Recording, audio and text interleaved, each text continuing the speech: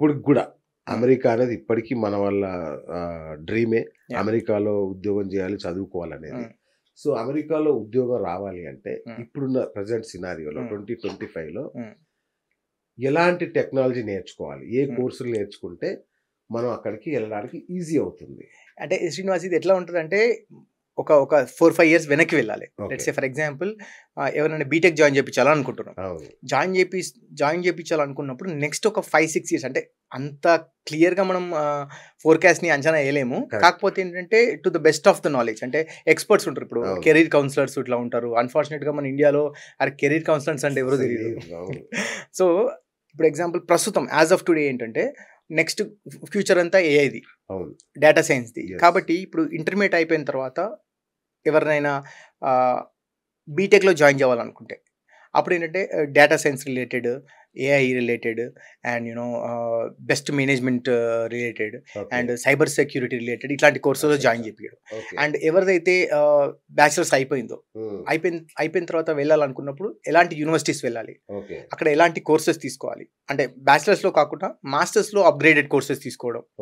And సరే మాస్టర్స్లో ఉన్న తర్వాత మాస్టర్స్ చదువుకుంటూ 3rd సెమిస్టర్లో 4th సెమిస్టర్లో ఎట్లాంటి టెక్నాలజీస్ నేర్చుకున్న తర్వాత టైం వేస్ట్ అవ్వకుండా, ఓపీటీలో ఉన్నప్పుడు టైం వేస్ట్ కాకుండా ఎలాంటి కన్సల్టెన్సీస్ దగ్గరికి వెళ్ళాలి, ఎలా జాబ్ వెతుక్కోవాలి, అండ్ మనం ఎలాంటి ఎంప్లాయర్ని వెతుకుంటప్పుడు ఎలాంటి జాగ్రత్తలు తీసుకోవాలని చెప్పడం ఒకటి.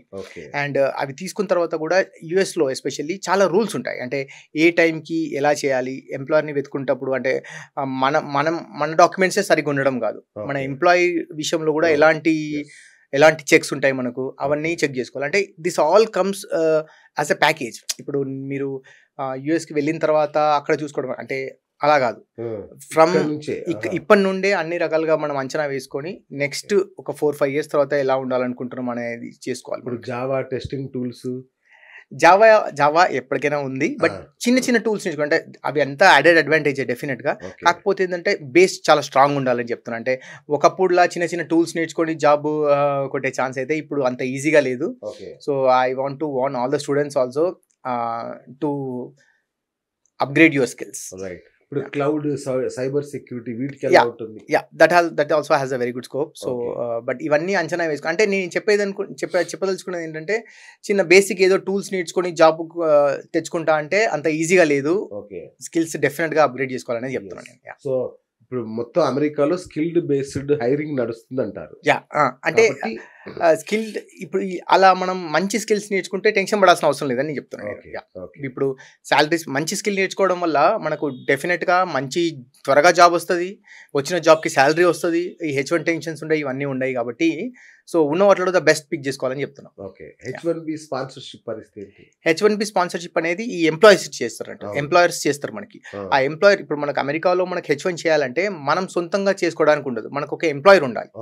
సో ఆ ఎంప్లాయర్ని ఎంచుకునేటప్పుడు కూడా ఆ ఎంప్లాయర్కు ఎన్ని సంవత్సరాల నుండి వాళ్ళు అమెరికాలో ఉన్నారు, వాళ్ళ దగ్గర ఆల్రెడీ ఉన్న ఎంప్లాయీస్ ఎంతమంది, వాళ్ళ దగ్గర నుండి రివ్యూస్ తీసుకోవడము, వాళ్ళకి ఎంతమంది వెండర్స్తో కనెక్షన్స్ ఉన్నాయి, ఎట్లాంటి ప్లాట్ఫామ్స్ వాళ్ళు ప్లేస్ చేయగలిగారు, ఇవన్నిటిని కూడా వాళ్ళు అంచనా వేసుకొని ఒక ఎంప్లాయీని సెలెక్ట్ చేసుకోవాలి.